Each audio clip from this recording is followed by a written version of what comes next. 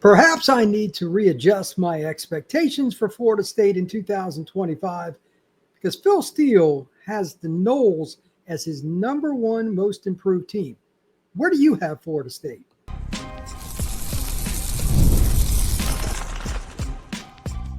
You are Locked On Seminoles, your daily podcast on the Florida State Seminoles. Part of the Locked On Podcast Network, your team every day. Welcome back into Locked On Seminoles. I am your host, Brian Smith, longtime college football writer and recruiting analyst. Thank you for making Locked On Seminoles your first listen each and every day here on the Locked On Podcast Network. Today's show is brought to you by our friends at FanDuel. Right now, you can get $150 in bonus bets when your first $5 bet is a winner. Today's show is also going to be fun because this is one of my favorite things to do each year. Today, I drove over to Barnes & Noble and bought a Phil Steele's College Football 2025 magazine. Now, I just kind of randomly picked some pages, some teams I'm curious about what he says, but I'll admit it.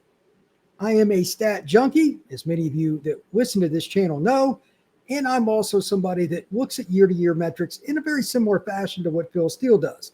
For those who don't know, he's been around over 30 years, putting out magazines, and he's got 9 different sets of power rankings.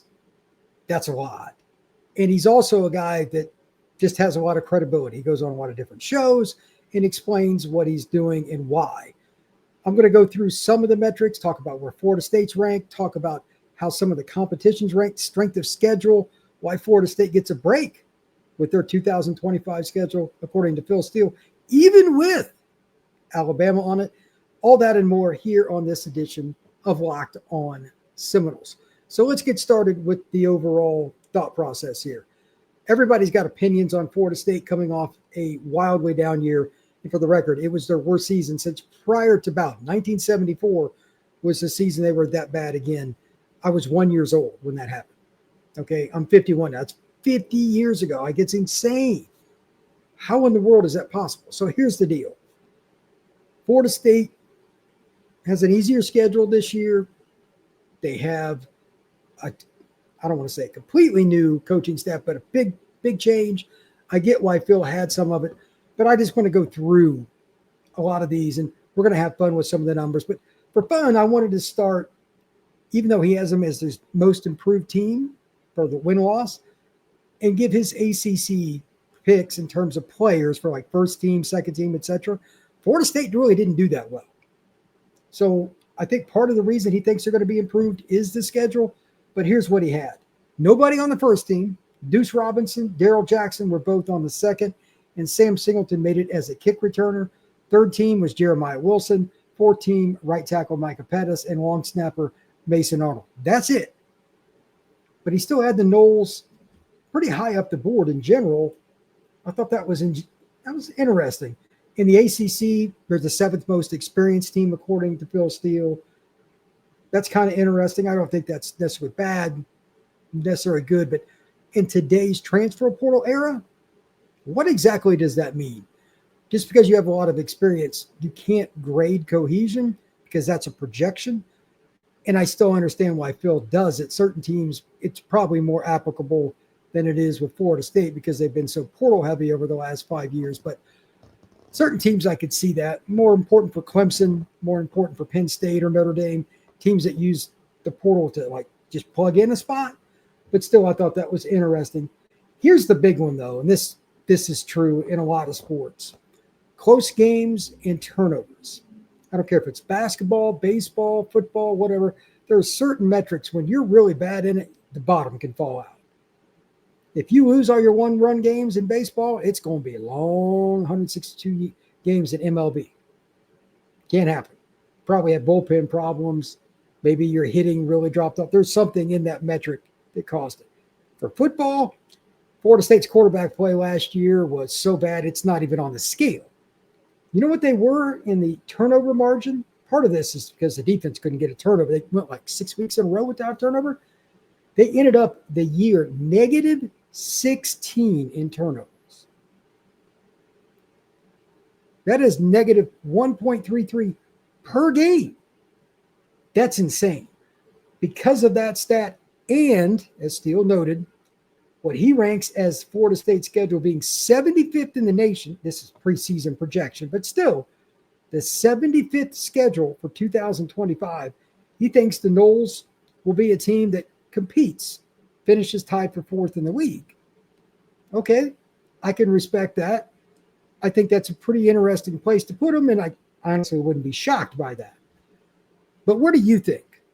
Comment down below. Is Florida State good enough to finish top 4, top 5 based on all the change? Now, remember, whether you're a Florida State fan or not, don't just say it because you want the Noles to win. Think about it objectively. Keyword, objectively. Quarterback change, coordinator change on both sides of the ball, receiver coach change, O-line coach change, safety change, so much. And then 4 out of the 5 linemen that will start on the offensive side of the ball imported from the portal. Can they get the congruency needed?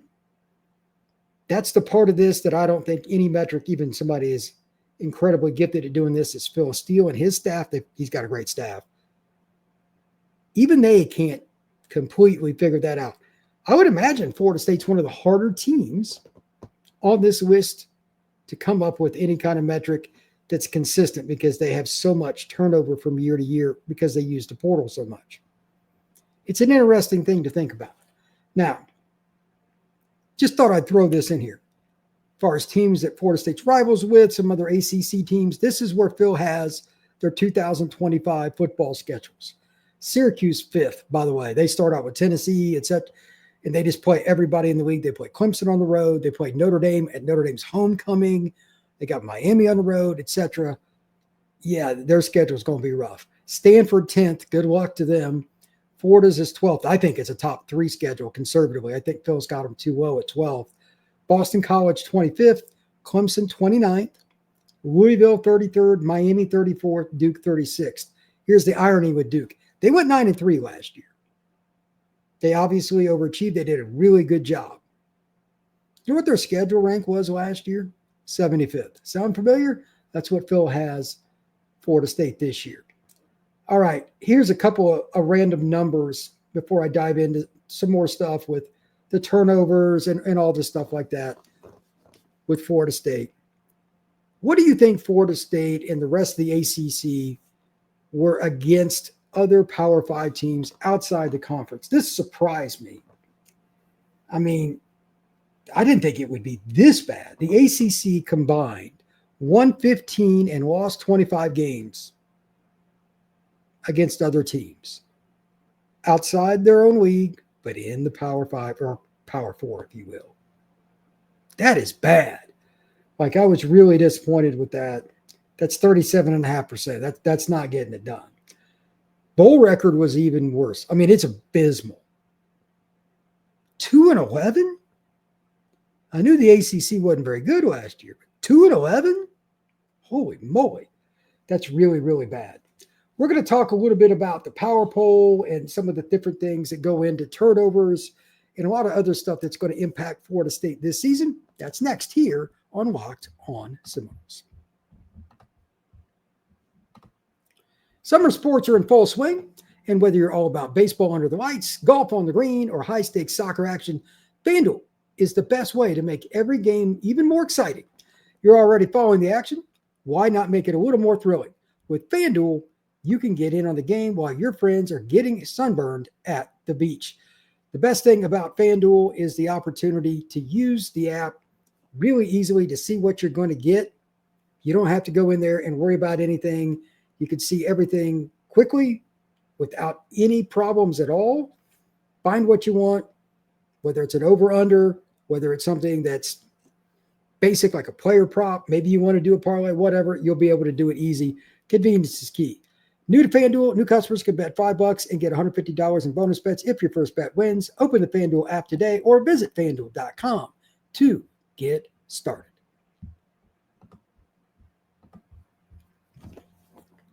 Thank you once again for making Locked on Seminoles your first listen each and every day. Truly appreciate you stopping in to get all your latest Noles news. And if you would, stop in and see my other show, Locked on the Portal, all the latest recruiting and all the other news going around with roster management in college football. portal, NIL. There's a whole bunch of stuff going on with that. We're talking about it quite a bit on August 1st when all those deals have to go through, all that on the portal. As for what's going on with Florida State, the power poll, this was pretty interesting. He has Florida State 36 now. Again, he's got all kinds of different metrics. He's got another poll where he has them ranked higher, like his own personal poll, like the way he would rank it. Power poll was slightly different. They were higher in his other poll. But 36th.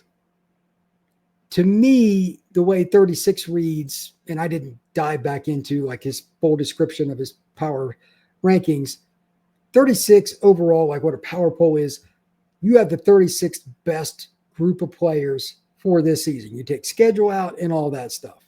Now, I don't know how he does it, but even if I'm partially right, there's two things I want to say about this.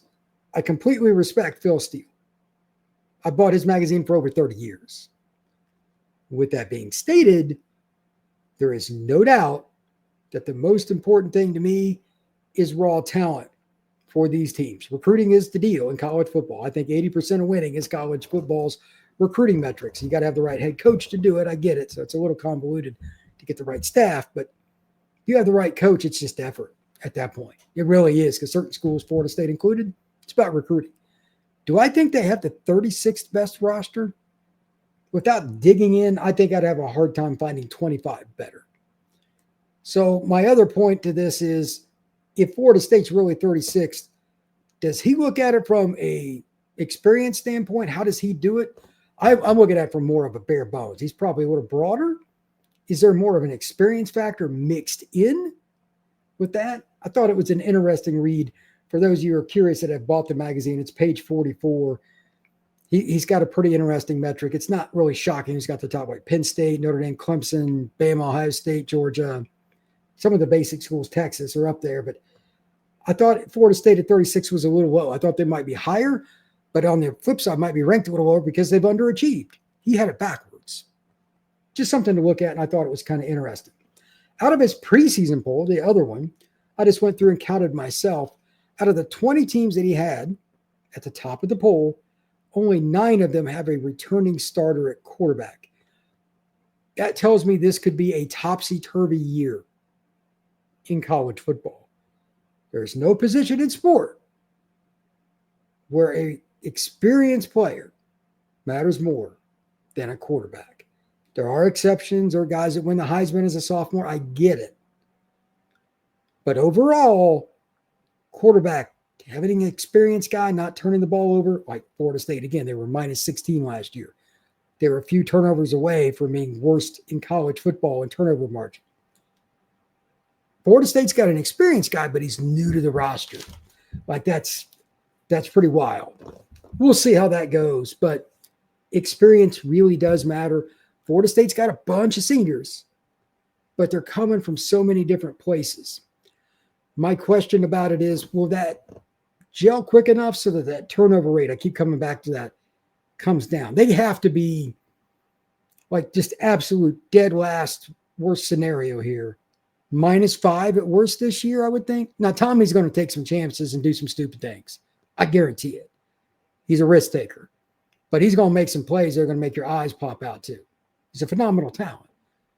But if they are any worse than like -5 overall at the end of 12 games in the turnover margin, you're going to see a go-off podcast by me.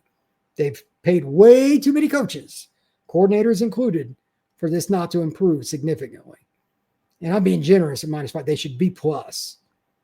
Tony White's a really good coach. I mean, the first year he was at Nebraska with that staff, they were 9th in the nation at Nebraska. No offense, they don't have the same talent. They don't have a Darrell Jackson at nose guard. 9th in the nation in run defense. When you're that good against the run, I have to look. Their turnover margin is pretty good. Teams are throwing on 3rd and 6. That's when you get turnovers. Florida State's front 7 should be nasty. It should be nasty. You got some experienced guys at linebacker that they brought in that understand this kind of scheme, and they have the front 4 to make it work. They got some depth on the D-line. They got more depth than probably anybody in the league other than maybe Clemson or Miami. Those 3 are all similar. There's no reason for Florida State not to create havoc And I think that's why I've said many times on this show here recently, I've got the Noles pegged at around 7-5. I think most people do. But according to Phil, that'll be better. It'll be 8-4 or better. That's plausible. There are two games that I want to bring up for that to happen. One's going to surprise people. The other will not. You take out the obvious games, Alabama, Clemson, Florida, Miami. Those are the low-hanging fruit, obvious. Those are key marquee matchups, rivalry games against Bama's first game, all that kind of stuff. Throw those four out. Here are my two key games for this season. Wake Forest, and then the game against NC State. Wake Forest is off a bye, but it's before you start that stretch at the end of the year that's a gauntlet. Coming off a bye, you'll be rested. If you're motivated as a team, as a staff, it's at home against, quite frankly, an inferior opponent. The goal is not to win that football game. It's to get those turnovers, to get that ranking flipped from last year. And it's one of the reasons that Phil brought up the Noles being one of the best teams to kind of flip their season from last year. Teams that have a really bad turnover year, the next year they usually do good. The other thing is one-score game, same deal, but I digress. Florida State should be able to win the turnover battle. They have a chance to run away with that game, and it's very important they do, and here's why. Not only do they need to win, they need to dominate early. I know that Norvell is going to not say anything about this at the press conference, but you could hear it from me now. Those are the kind of games where you need to kick the crap out of the opponent, middle of the third quarter. At the latest, you're putting in your reserves so they get valuable reps running the actual offense and defense, so it's good for them, and your starters get out to mitigate the bumps and bruises. They got Miami and NC State and all these different teams throughout the year. They're physical teams. You got to beat the crap out of the ones that aren't as good. Like NC State won't be great this year, but you know they're going to be physical. Clemson's going to be physical. Florida's going to be physical. Alabama's going to be physical. You need to dominate when you play a team like Wake Forest. They're not very good. The other one is the NC State game, and I say it for two reasons. It's on the road. That's a tough one. You got to win some kind of road game this year, though, to show that you're back to being Florida State. That's the first part of it. And the second one is you play the Gators last game of the year down in Gainesville. That's a tough place to play right here, right now. I'm going to tell you, I'm not picking Florida State in that one, barring something to change. Florida's better than Florida State until otherwise proven. They got the better quarterback. They've got the home crowd. We'll see how that year goes. I mean, by then, maybe Billy's out the door and Florida State runs them out of the building. I don't know. But I'm picking Florida right now. You want to win that NC State game to be on a high. You don't want to be coming to that game limping after losing in Raleigh. The mental side of college football is probably twofold, if not threefold, more important than it is in pro. That's why they're pros. Teams will go lose 2 games, look like crap, put it behind them, go play the next game and they'll be fine. College kids usually struggle with that. Florida State needs to win that NC State game up in Raleigh, be ready mentally, go to Gainesville and upset the Gators.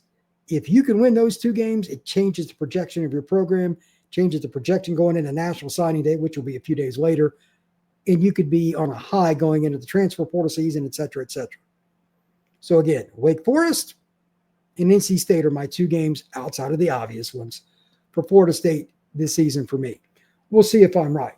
When we come back, we're going to talk a little bit about quarterback play and some of the rankings in general, just my thoughts on it. That's next here on Locked on Seminoles.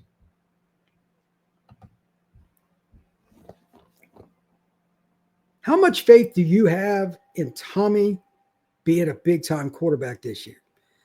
Thomas Castellanos is a great fit for Gus Malzahn's offense.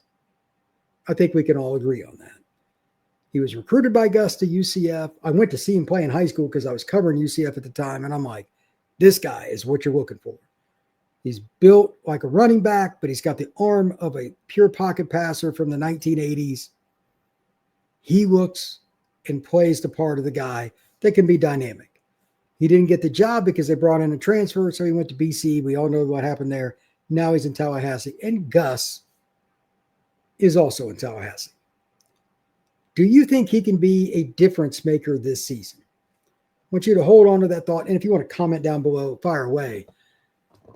But think about the league in general. plus Florida because that's a big rival. They got Lagway. I'm a big fan of his. I know that there's a lot of different feelings about what's going to happen with Miami's quarterback situation. I have mixed feelings on that. That was a nasty elbow injury. I don't wish that on anybody, but I need to see any quarterback come back from that. So we'll see what happens with Miami. But think about the top teams in college football this year. Arch is at Texas. In the ACC, like he's a new guy. In the ACC, Miami's got a new quarterback. He's a transfer, but still, Clemson does have Klubnik. He's probably the most safe pick in the country. Notre Dame's ranked really high, but CJ Carr is a redshirt freshman. Ohio State's got Julian Sayin, redshirt freshman. Michigan, Lord only knows. Texas A&M's got Marcel Reed. He couldn't read a defense last year to save his life. He's very athletic. Can he read a defense? I don't know. LSU does have Nussmeier, but it's a year without a lot of starting quarterbacks. Obviously, Penn State's got a returning starter too, but it could be a wild year. If Thomas Castellanos can stay healthy, why couldn't Florida State win 8 or 9 games, maybe more? Because the ACC is not that good. It's not. And if you can somehow just find a way to be decent in that turnover margin, there's that stat again, and Thomas makes a few big plays, which I guarantee he's going to make some. But if he can just make a couple more than what I'm thinking he's going to, Florida State could be 9-3. Wouldn't be surprising to me at all. This league is just not that good. Miami and Clemson are the only other teams in this league that have similar talent. Georgia Tech's catching up, but do they have the pure speed that Florida State has across the board on defense? Do they? I doubt it. Do they have a Deuce Robinson now that Eric Singleton left them and went to Auburn? He got bought and went to Auburn. Do they have a receiver like that? They got a pretty good guy they got in for transfer, but I doubt he's Eric Singleton. They're the team that's picked with Florida State to finish 4th in a tie by Phil Steele. This is a very average league. Kyron Drones at Virginia Tech, okay, but he took a drop last year. Virginia, Boston College, really? SMU's kind of the weird one. I don't know what's going to happen with them. Need to see it. They lost a lot of good linemen.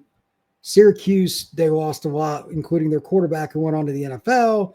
They lost to Rondé Gatson. Why not Florida State to take that jump? If they can find a way to win those close games, they'll be, let's say, I think the final game is November 29th, so 2 weeks before. Going into the final couple weeks, Florida State has a chance, if they play their cards right, to at least be in the conversation for the ACC championship game. And it's just not that hard to see why. The schedule's not that hard.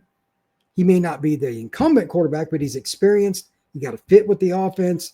And you got a defensive coordinator. I think it's not a step up. It's at least 2 levels, if not 3 levels up. And you've got the personnel to run it. I think Florida State can be a sneaky team in the ACC at the very least. Now, if they still finish 7-5 like I originally predicted, that means that my concern about all the newness causing them mental errors, penalties, and a few turnovers come to fruition. But it's a thin line between 7-5 and 9-3 with this team. Very thin line. Is Florida State going to be dominant? No, I don't think they're going to be dominant. But they have a chance. Why not Florida State this year? Nobody really predicted them to have the back end of 22 that they did. They were very average the first half of the season. They caught fire. Maybe that's the kind of season this is. I don't know, but they've got enough talent to do it. Now, there is one thing that I'm going to note right out the gate for it to happen that Florida State's not in control of that needs to still happen. Their offensive line is not ready to sustain injuries. It's just not. It's not as bad a spot as it was in last year, but hear me out. They need the golden ticket on O-line health. The last 2 years, they've certainly not been given the golden ticket. They've been given the outhouse. They've been injured constantly. It is time for some good luck for Florida State's O-line anyway. So one would think the law of averages would shine down on Tallahassee this year. We'll see. But that's the key. That's the one spot I'm really worried about. And to a certain degree, linebacker. They've got talent there, but inexperienced players going in Coach White's defense. I'm worried about paralysis by analysis, warning too much. I hope Stephon gets to play a lot, etc. Like veteran players, I hope they really get to play a lot. We'll see what happens. But Nicholson's still my guy. I need to see him understand the scheme. And if he does, maybe he's a starter, maybe somebody else is, and they can rotate. But that's my other spot that I'm a little bit worried about injuries. So we'll see. Thank you once again for making Locked On Seminoles your first listen each and every day. Truly appreciate you stopping in to talk some Noles with me. Please subscribe and share this podcast and comment down below. We will see you again soon on Locked On Seminoles.